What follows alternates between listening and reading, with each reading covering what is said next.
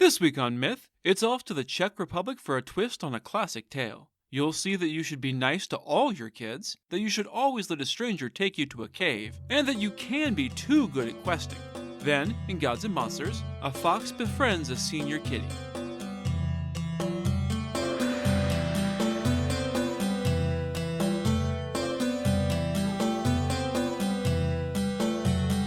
This is the Myths Your Teacher Hated podcast, where I tell the stories of cultures from around the world in all of their original, bloody, uncensored glory. Modern tellings of these stories have become dry and dusty, but I'll be trying to breathe new life into them. This is episode 99, Warts and All.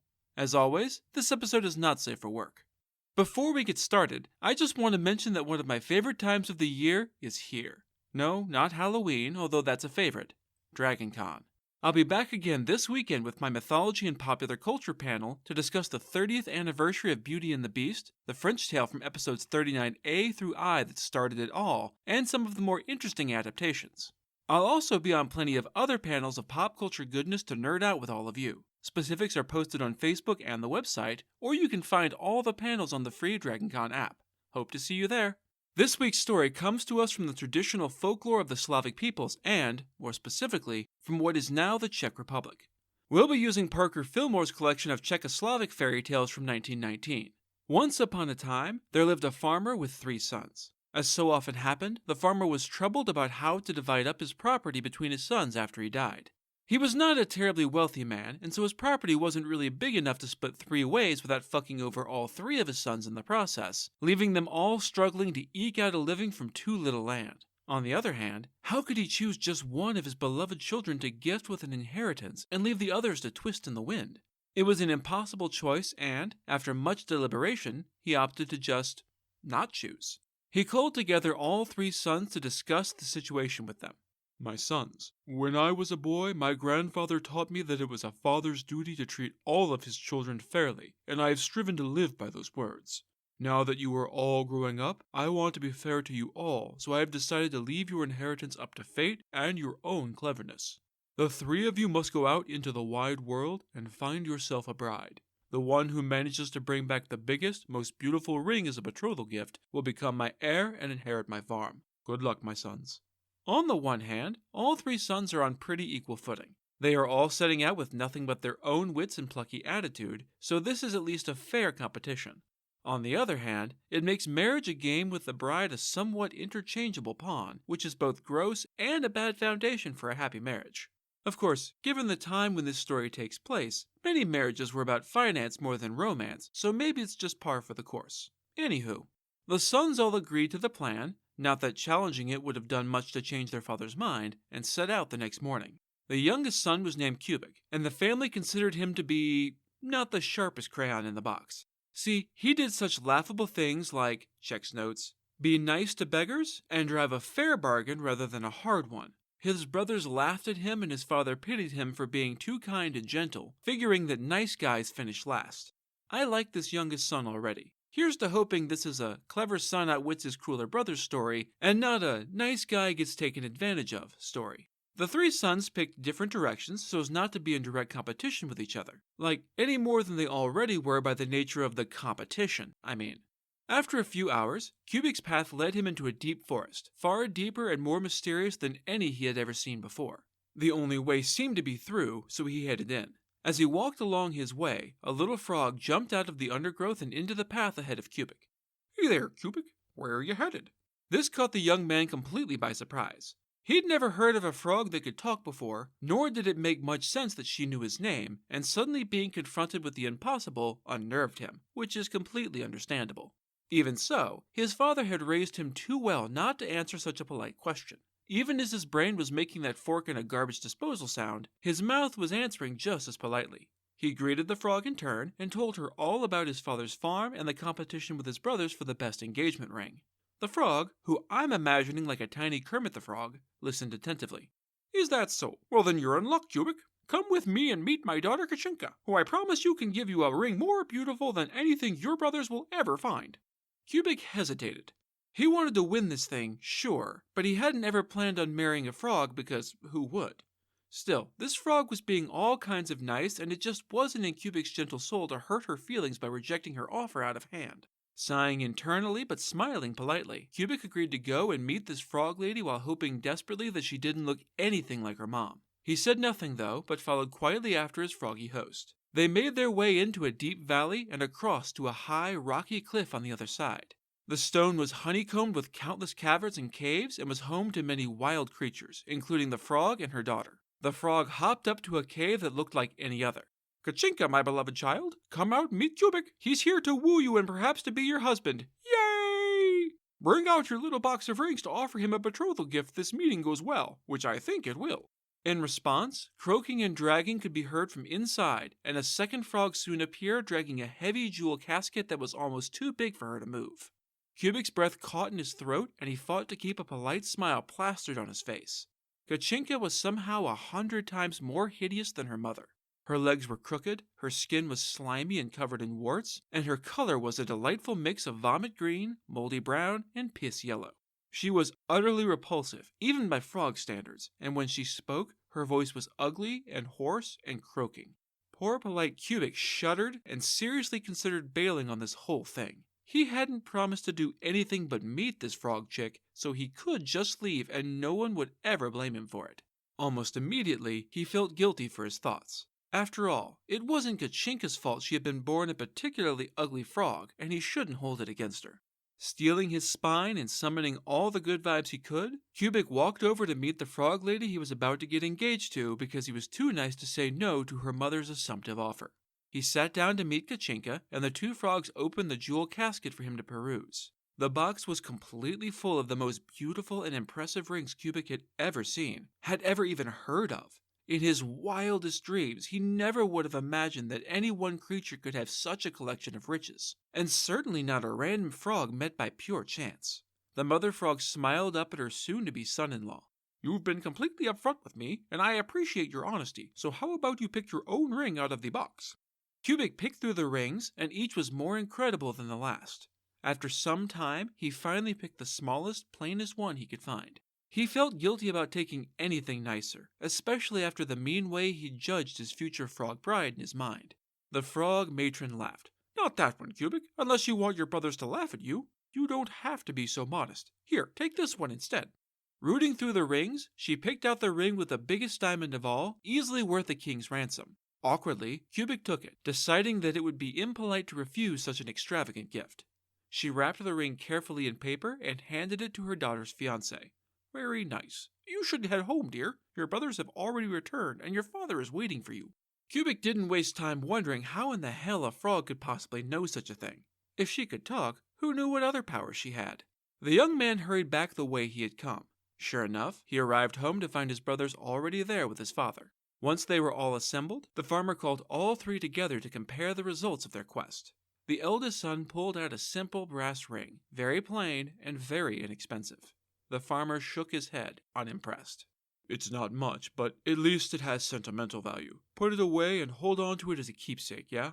The second son smiled and pulled out a small silver ring, equally plain and simple. It was definitely worth more than the elder son's ring, though not by a whole lot. But since everyone expected Cubic to utterly embarrass himself, the second son thought he had this in the bag. The farmer wasn't terribly impressed with his second son either. "You did better than your brother, I suppose, but I would have hoped the future owner of my farm could do a little better than that. Hold on to that as a keepsake, son. And what about you, Cubic? What have you brought?"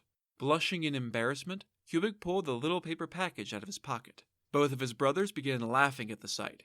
"Holy shit, bro! How cheap is your ring if you had to hide it in old paper? Come on, show us how badly you fucked this up."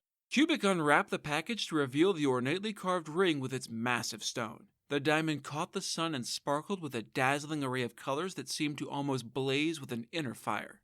The laughter stopped abruptly. The farmer looked from the ring to his son, his face horrified. "Cubic, where did you get such a ring? Who did you steal that from, you wicked boy?" Without actually waiting for the youngest son to answer this accusation, the farmer grabbed a whip from a nearby wall and began to beat Cubic mercilessly with it.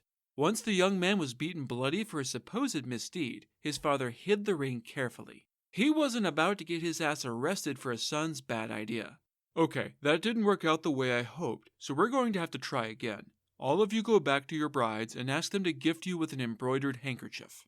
Whichever of you brings back the most beautiful one will be my heir and inherit my farm. The next day, the three sons set out again in search of the best MacGuffin to win this competition. Cubic decided to pick a different road than he had walked the day before, hoping to avoid running into the old frog.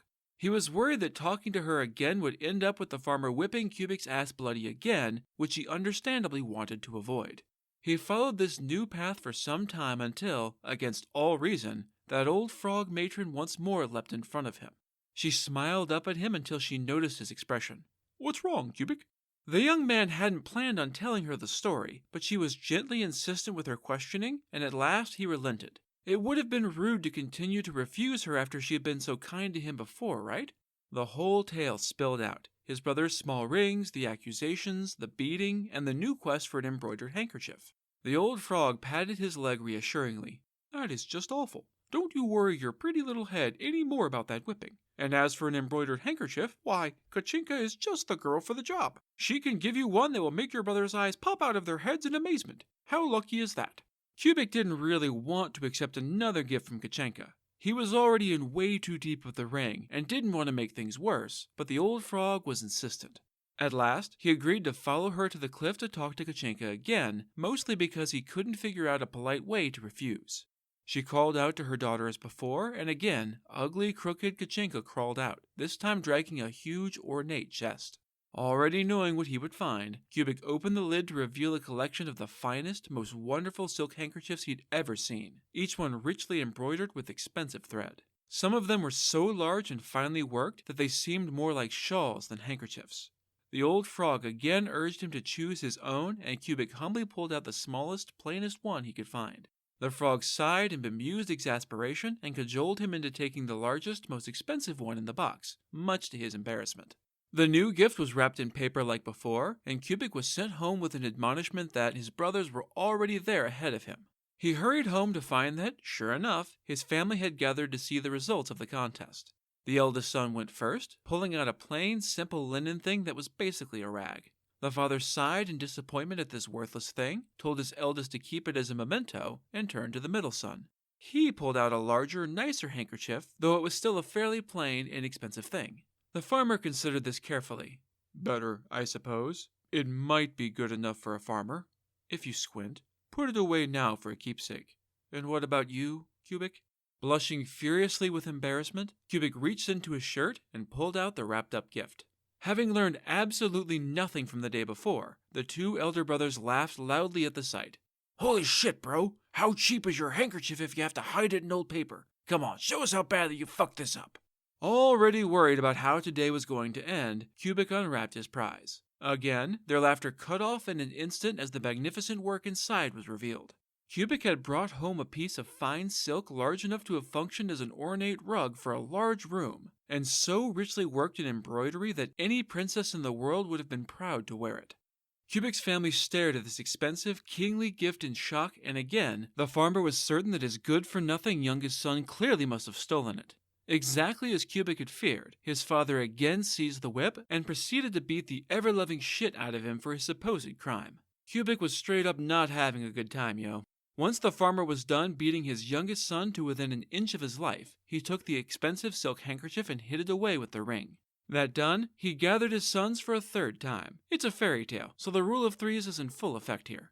Okay, clearly this whole gift thing was a mistake. Tell you what, my boys, this time, I don't want you to bring back material wealth. Instead, I want each of you to bring your bride here to meet the family. Whichever of you brings home the most beautiful bride will be my heir and inherit my farm.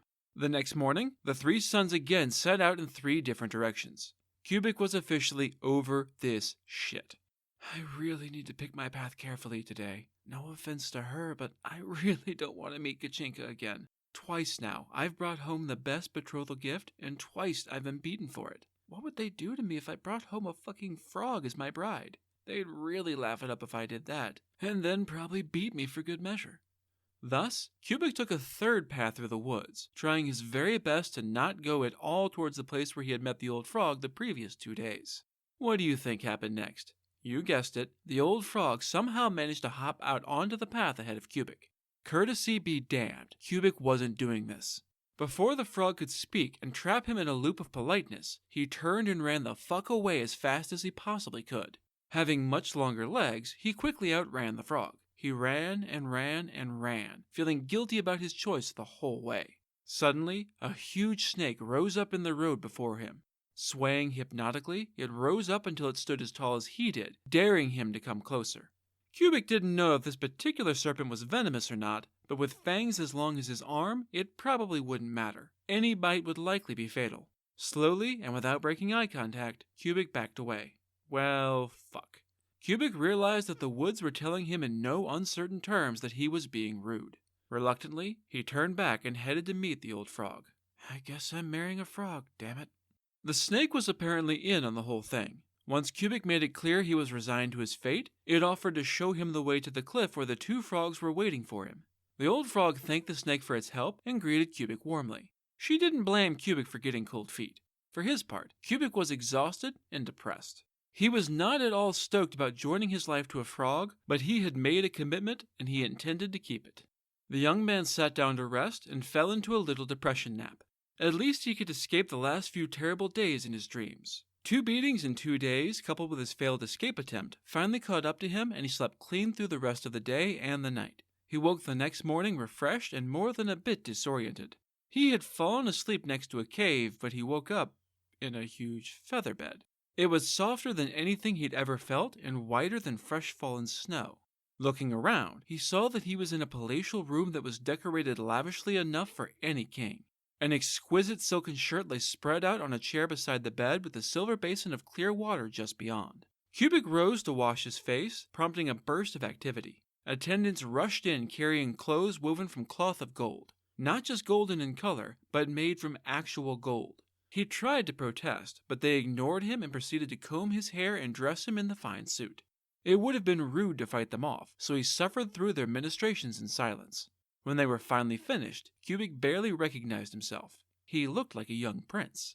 Once he was washed and dressed, the attendant sat him down at a lavish breakfast. The food was incredible and, much to his delight, there was rich coffee with an unexpected luxury: cream. The story literally stops to make sure that you, the audience, are aware that this was only the second time in his life that Cubic had ever had cream with his coffee. So there, you are now aware, and we can move on. The poor lad's head was spinning at this bizarre and inexplicable situation. None of it made sense. Out the window, he could see a lush courtyard and an ornate gate. Beyond lay a large, bustling town full of houses and shops and people busily hurrying about their day, which was nothing at all like the forest or cliff or caves he would have expected. Where was he? Before long, beautiful music began to stream in through the window from the courtyard below. A large crowd began to gather to listen. Cubic would have listened from his perch in the window as well, but several attendants burst in and hustled him out of the room. They kept calling him Lord Cubic, no matter how many times he told them that it was just Cubic. They led him through a series of corridors and out the main doors to the grand gate he'd seen from the window. The crowd began to cheer as a fine carriage pulled in through the gate and came to a stop before him. 2 exquisite ladies were seated inside and, from the obvious resemblance, Cubic guessed that they were mother and daughter. Moreover, they were clearly nobility from the expensive silk dresses they wore. They smiled when they saw Cubic, who was glad he had been dressed in fine clothes to meet such fancy people, and climbed down to speak with him. The older lady smiled as she saw Cubic's obvious confusion. You don't recognize us, do you, my dear Cubic? I am the old frog matron who met you on the forest road, and behind me is Kachinka, who you knew was an ugly, crooked frog that you feared to bring home to your family. I'm sure this is all very confusing to you. See, we were all under a wicked enchantment. Some years ago, an evil magician brought devastation to our kingdom and ruin to our family. Our people were changed into snakes while the 2 of us were turned into frogs. This city and our great castle were changed into the rocky cliff you saw before. We were doomed to remain transformed until someone came to ask my daughter for a betrothal gift. I spent years asking every person who passed along that road to help us, but they all ignored us, sneered at our ugly appearance, or ran away screaming because, talking frog. Some of them even tried to step on us and squish us. The audacity! You, my fine Cubic, were the only person not to turn away in disgust. You were not repulsed by our ugliness, and now, thanks to you, the curse is broken. The betrothal that you had asked for when we were but frogs will be honored. You will marry Princess Kachinka and become the king of this kingdom. Shocked, Cubic allowed himself to be led up into the carriage and seated between the princess and the dowager queen. The story doesn't say what happened to the previous king, so I'm going to assume he got into some fairy tale shenanigans with the evil magician and ended up on the business end of a fireball spell. You pick your own terrible fate for the absent king. The assembled people cheered their hero as the carriage pulled out of the kingdom and headed for Kubik's village. As the carriage pulled up, the farmer was in the yard chopping wood with the help of his 2 older sons. Both had brought their new fiancées, country girls from nearby farms who I'm sure were perfectly fine people. They were all waiting to see just who, or what, Kubik was going to bring home. The eldest noticed the approaching lords and ladies and pointed it out to his family. The second son panicked a little. "Dad, did you forget to pay our taxes? How screwed are we right now?" His father shushed him, pulling off his cap out of respect and elbowing his sons to follow suit. His mind drifted back to the 2 stolen goods his youngest had brought home, stashed nearby. He had to be wondering if these were the victims. "No, everything is in order. Now be polite." The carriage stopped before the trio, who bowed awkwardly as 2 fine ladies and a handsome lord descended. The young man looked between them with an odd expression on his face, which made the 3 commoners very, very nervous. "Don't you know me?" The father bobbed in repeated bows, going lower and lower each time until his head nearly touched the ground. "Of course not. Where would I have ever met such a fine man as your lordship, sir, your honor?" "Huh. And your sons? They don't know me either. These are your sons, right?" "Yes, sir. No, sir. Yes, these are my sons, and no, they don't know you, sir. Isn't that right, boys?" The 2 elder sons were far too embarrassed by all of this to say a word, so they just stood by silently as their father kept bobbing his nervous bows. "That's so weird. You really don't recognize your own son Kubik, who you beat bloody the last 2 days running for showing you the betrothal gifts he had brought back per your instructions?" That got the farmer's attention. He finally stopped bowing and looked closely at the young lord, seeing past the fine clothes to the person wearing them. Holy shit. Oh, sorry for cursing. Wait, should I be apologizing for cursing in front of a son I've cursed in front of many times before? Oh no, I'm rambling. My boy, how could I possibly recognize you in that fancy getup? You look positively dashing, and is that your betrothed? Really? Incredible.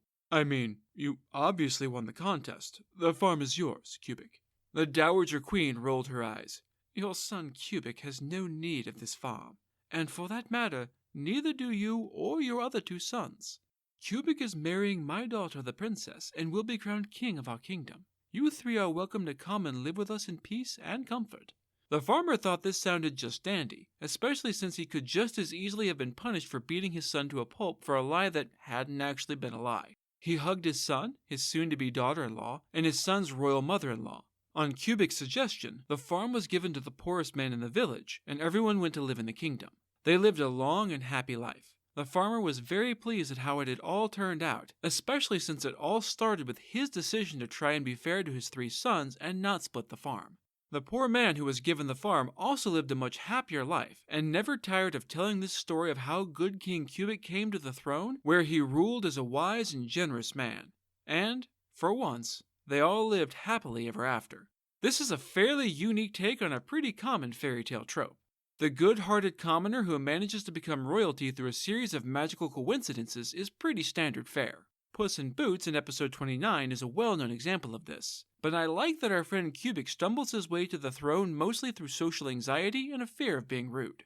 I find it interesting that the hero kind of fails the 3rd challenge, running away from the frog and only stopping because he ran into a giant snake, but isn't punished for his transgression. Similarly, his brothers and father never get any comeuppance for the beatings or cruel bullying, and end up with pretty good lives they did nothing to earn.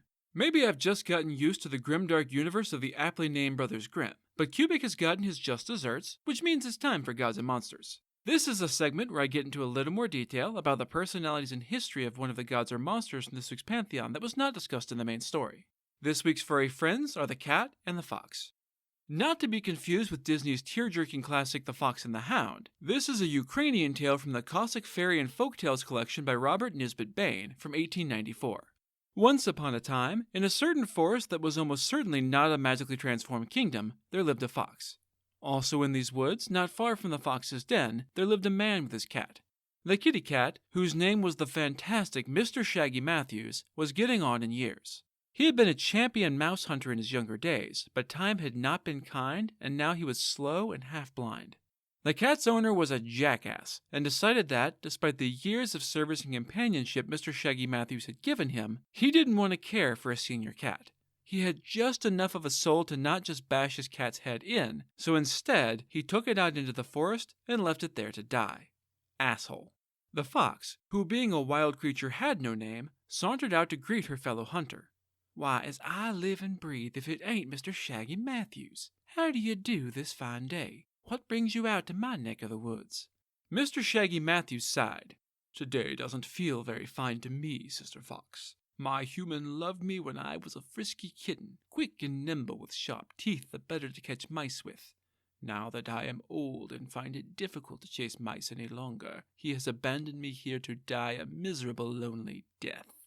The fox shook her head sadly. "That is a terrible tale, my fine puss, but don't you worry your whiskers. I'll be happy to help you get your daily bread. But not bread, because you're a cat." The kitty perked up at this incredible news. "Really, Sister Foxy, you mean it? You're the best." The fox built a little shed with a little garden for Mr. Shaggy Matthews to live in and to nap in the sun in, respectively. It was a great retirement, not far from the farm where the cat had spent his entire life, but safely out of sight. With the fox's help, the cat was able to get plenty of food. One day, a hare snuck towards the farm intent on stealing a nice fat cabbage for himself. He moved quick and quiet, squeaking to himself as he approached the farm. His hopping brought him near to the little shed and caught the attention of Mr. Shaggy Matthews, who poked his head out of the window. The cat couldn't see all that great, as noted, but he still knew a rodent when he smelled one. The cat arched his back and hissed, scaring the shit out of the hare who thought the guardian cat long gone. He raced back into the woods, abandoning any thoughts of cabbage. This particular hare was apparently on good terms with a bear, a wolf, and a boar, who all hung out together for reasons that are never adequately explained. He told his much larger and deadlier friends all about his encounter with the cat, and they were not at all pleased. The bear had apparently heard that the local fox had taken in the abandoned cat, which simply wouldn't do. "Harumph. These two need to be taught a lesson. Here's what we'll do. I'll go and steal the human's honey. Mr. Wolf, you steal his pot of bacon. Mr. Boar, you root up his fruit trees and gather up all the fruit. And you, Mr. Bunny, go back to the shed and invite the cat and fox to dinner. We'll ambush them and murder them. Okay?"